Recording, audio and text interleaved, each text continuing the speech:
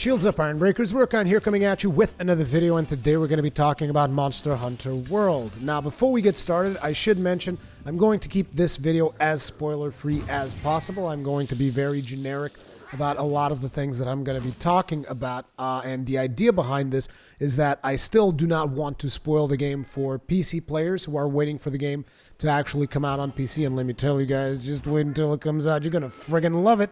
But I do want to talk about this. I finished the game last night, and by finished, I mean I watched the credits. There's still plenty of more game to me to play, and you can bet your ass that I'm going to be playing this game for quite some time to come.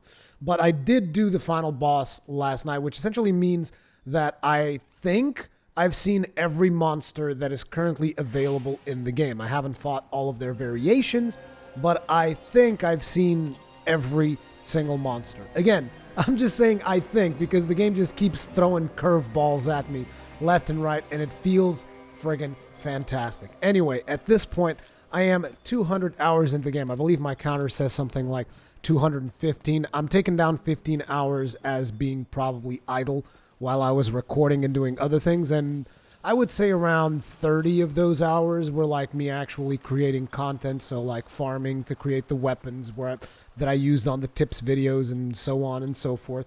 But I mean, even if you take down a whole bunch, it's still like, let's say, okay, Rurikhan, 150 hours it took you to actually get to the ending of the game. And it's like, it didn't take me 150 hours because I suck and because I was failing at bosses. Nothing like that. I actually failed like maybe one or two quests throughout the entirety that, well, maybe a little bit more, maybe 5 throughout the entirety of the game.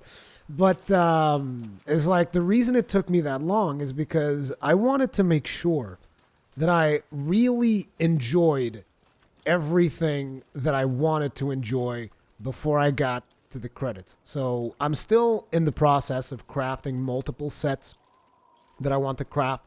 I already crafted a bunch of stuff. I crafted a bunch of weapons that I want to try out. I spent a lot of time actually getting materials and crafting things that I was interested in. So that's why it took me that long to get to that part of the game.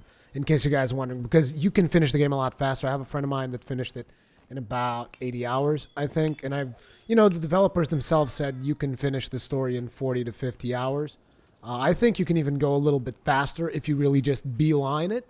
But it's like, that's not the way that I would advise anyone to play the game. Like, really, just take it in. Savor it. Like a fine wine. Just, like, enjoy it. That's the way that I played it. Because, like, this was my favorite Monster Hunter game of all times. Like, easily. And you want to know why? Because they didn't do the Generations thing where it's like, here's all these gathering quests. Have fun. There were almost like no gathering quests. And it still managed to, keep me engaged with all of these things before I got to the final boss fight. And now at the end game grind, so to speak. And I say grind with air quotes because, like, when it's this much fun, can it really be considered a grind? Maybe.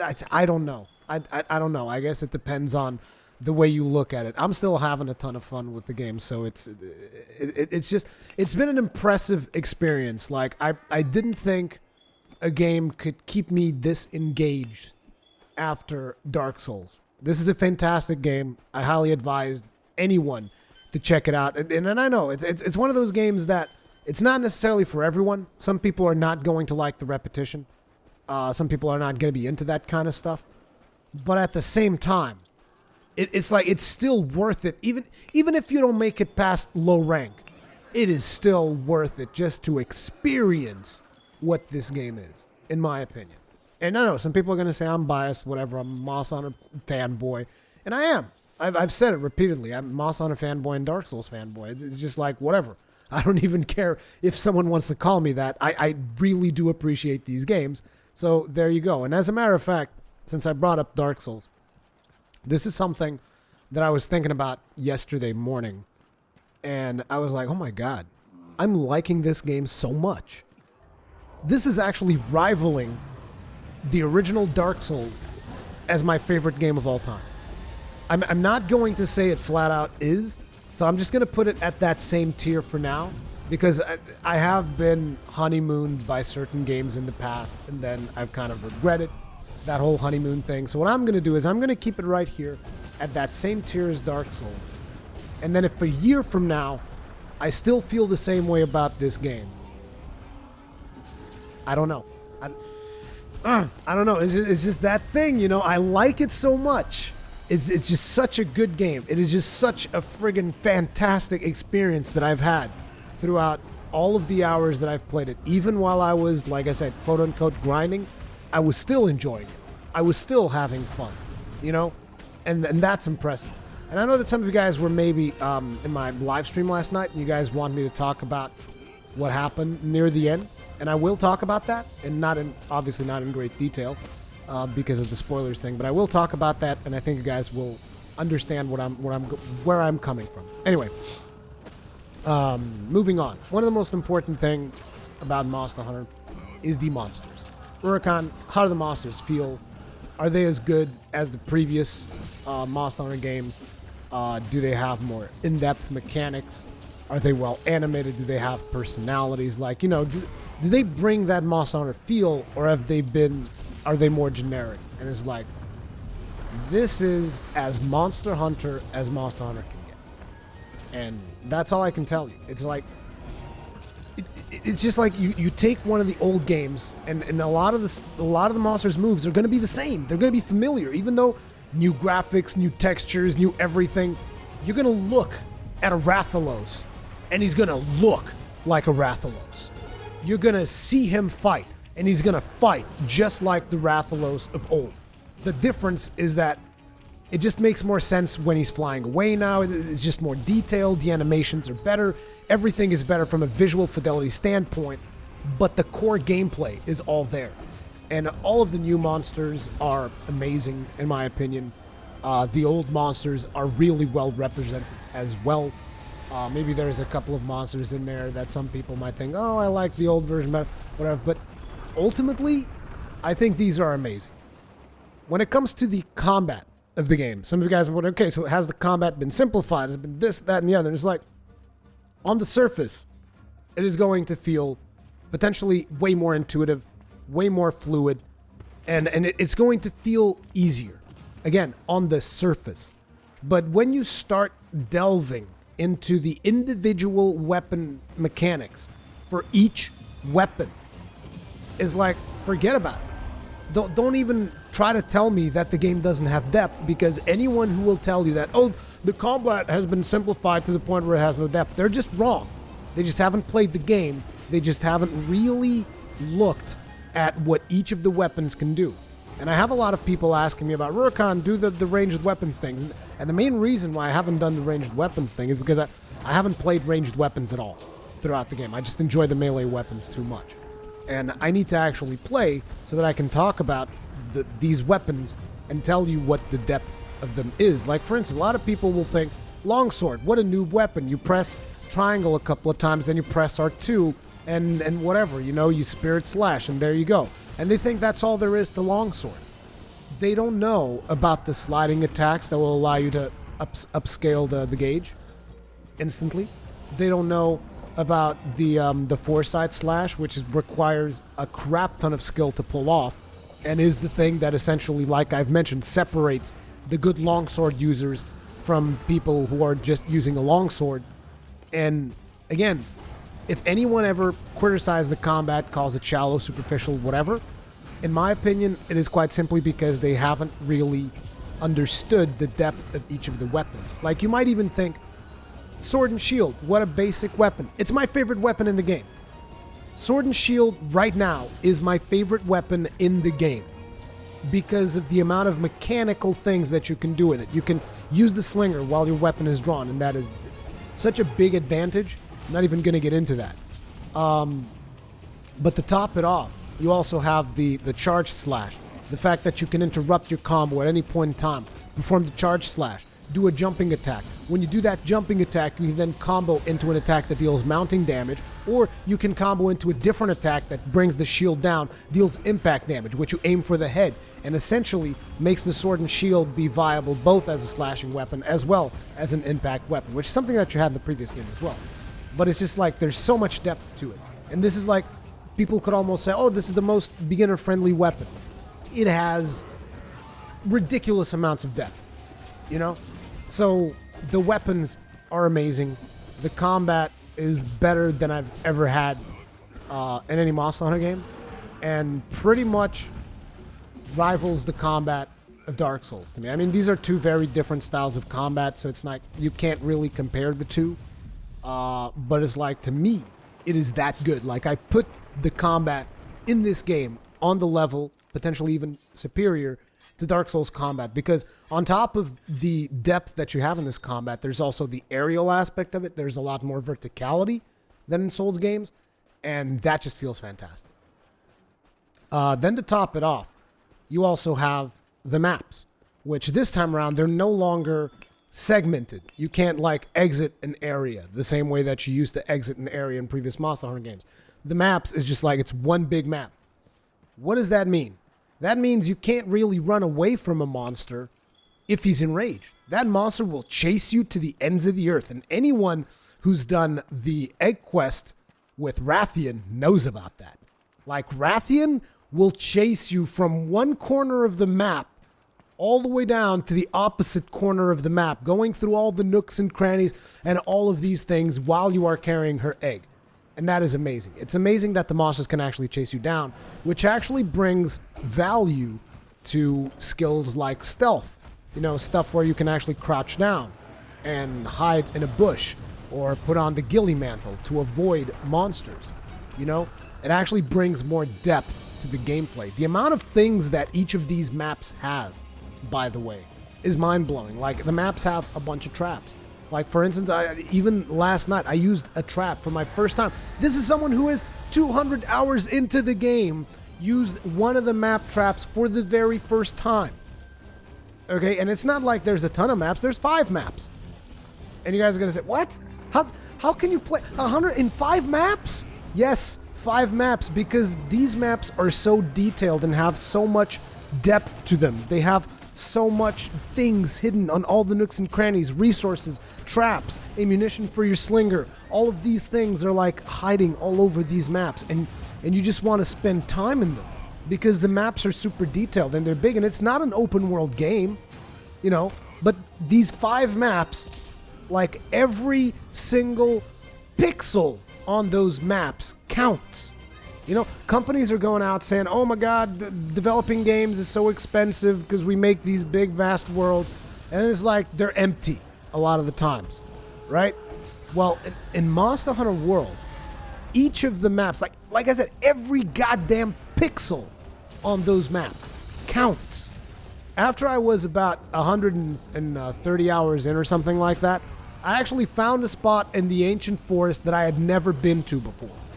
Ancient Forest. That's the very first map you go to. When I was fighting a specific monster, I felt like I was in that spot for the very first time because I hadn't seen that particular location in that map. And that is amazing. That right there is how you properly do the map for a game. You're constantly discovering new things. Like, I am under no illusion that with these 200 hours, I know every single nook and cranny of every map. No, I do not.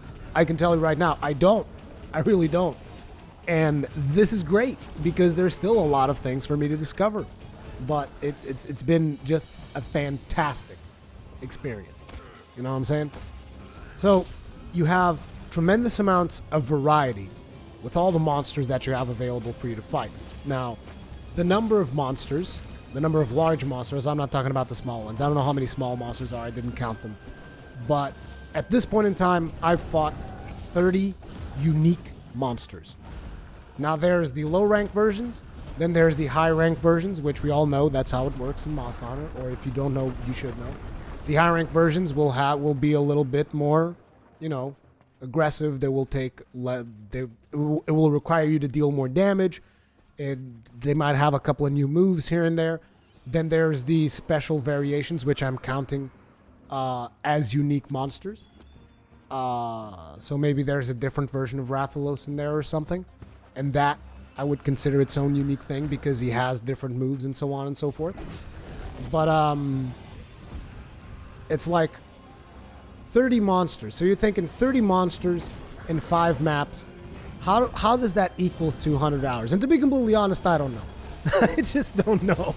You know, it's like, I don't know what to tell you about that. I just know that it does, and I know that I still have a lot of things to do, because there's still one thing above high rank versions of the monsters, which I'm not going to talk about too much because of spoilers. But there's one more thing above that, and it's not G rank. If you guys are wondering, it's not G rank yet. I believe G rank will come later down the line. But there is one more thing above the the high rank monsters that is going to keep you being challenged for some time to come. And there is also a lot of min-maxing that takes place after you actually finish the game as well. So don't think of it like, oh, so I'm gonna get like 100 hours or so of fun out of this game. No, you're gonna get way more. You're just gonna get way more, depending on how much you want. Basically, you're gonna get as much hours of fun out of this game as you want. That's just the way it works. And then to top it off, they're gonna be adding free DLC. Like, we already have a specific monster that's been confirmed for DLC.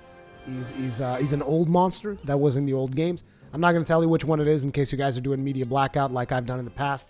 So I'm not going to tell you which monster that is. But there is a monster that's already been confirmed for spring in an update where they will have more monsters. So keep that in mind.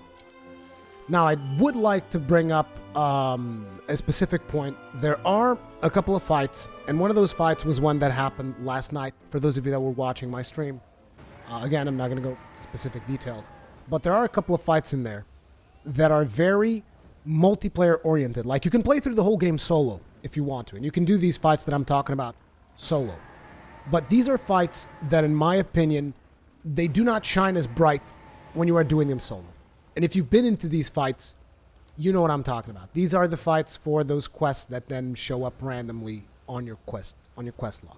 So you guys will know which ones I'm talking about. There's two specific fights where this happens.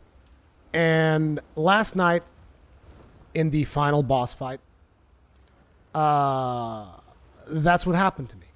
I was doing the final boss fight solo, and I was like, oh god, I'm just not enjoying it. It's not enjoying it. And I got very disappointed by that particular fight. And I've heard that a lot of people have been disappointed by that fight as well. But then today, it's like, since I couldn't really farm that fight because I didn't have the option there in my options menu, I went to respond to SOSs to check to see if anyone was doing it. And I was like, okay, someone's doing this fight. I'm going to have to go get these materials anyway, whatever. So I go into the SOS, and having 4 players in that fight made it so much more fun. And it was the same thing with the other fight that takes place before that, the fight where you use the cannons. That's all I'm going to say.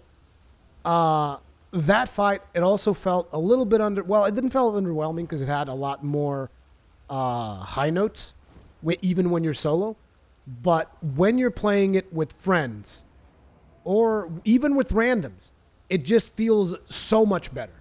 So those two fights, and when you get to them, you guys will probably understand. Like, one of them is the final boss fight, and the other one is another fight that requires a couple of things. Again, when you get to those fights, you will know which ones I'm talking about. I would advise you, if you didn't enjoy the fight for whatever reason, because maybe you will enjoy the fight. I personally didn't enjoy it as much doing that fight solo.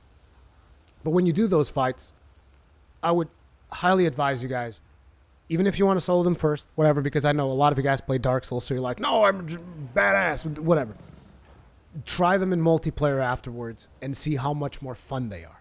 Because these are fights that are specifically designed around multiplayer. And it's very hard sometimes to strike that balance where a fight is both amazing in multiplayer and amazing in single player. You know, it's very hard to strike that balance, particularly if you want to do something special as like the ending event, so to speak, of your video game. And, you know, it's just one of those things. I fought it solo, and I thought it was underwhelming. And then I fought it in multiplayer, and I was like, no, this fight is actually fucking amazing. And it feels great so long as you're doing it in multiplayer. And that's the other thing. You might think I'm fighting solo, I'm playing the game in its hardest mode. Solo, the monsters are actually a lot easier than if you have other players, depending on the competence and rank of those players, so on and so forth. But if you have players of equal skill that are progressing at the same speed, I would actually say 2-player multiplayer with the 2 palicos is probably the most challenging experience you can have in Monster Hunter World. I think. I could be wrong, but that's the way that I feel because of the way how scaling works. Because scaling essentially has, I believe, again, I'm not 100% sure on this, but I believe this is the case. It has two versions. You got the single player and the multiplayer. You don't have the 1-player, 2-player, 3-player scaling. You have single player scaling and multiplayer scaling, which means if you go in with 2 players and the 2 palicos, it's going to be a lot more challenging because the monster is essentially tuned for 4 people. And that is why I like the Mighty Monster Hunters thing that I'm doing with Hengist so much, because we are fighting stuff at its most challenging. At least that's the way that I feel. I could be wrong. Let me know in the comment sections. But, you know, overall, these hundreds of hours that I've poured into this game, I guess it's not really 200, like I said. It's about 180, 170, whatever. But these 170 hours that I've put into this game have been fantastic. And I can't recommend it enough. And the only thing that I really have to point at the game at this point is that one of these things happened also last night. I was so disappointed with one of the armor sets. Good God. Why would you do this? I'm not going to show it here. For those of you that are at the end of the game, and you might be wondering which one it is, it's one of the final bosses, the red one. His armor set was so disappointing. I looked at his armor set and I was like, what the fuck is this? Because the thing about armor sets in Monster Hunter is that they're supposed to have parts of the monster that clearly represent the monster. That's all. To me, that's always been the thing. Like you look at a Rathalos set, you can clearly see the Rathalos scales in the Rathalos set. And that's fantastic. I love it. But that boss, you looked at that set and you did not see a single inkling of that boss in the set. And I was like, Jesus Christ, why would you do this? And it was one of my favorite bosses in the game. And I was like, when I was fighting that boss, I was thinking about, dude, I so want to craft this guy's armor. He looks amazing. And then I looked at his armor and I was like, oh, God, that's what it is. Okay. Ugh. But, you know, other than that, it's like, again, I just can't recommend it enough. I just wanted to let you guys know how I feel about the game, because I did the video a while back where I said 9 hours in. And now I wanted you guys to know how I feel 200 hours in. I still feel just as excited as I was at the start of the game to go out and hunt. As a matter of fact, I'm going to stop this video right now and I'm going to go hunt some stuff. So you guys keep on keeping on. Let me know how you enjoyed this video. Subscribe, like, all of that usual shit. And I'll see you guys in the next one.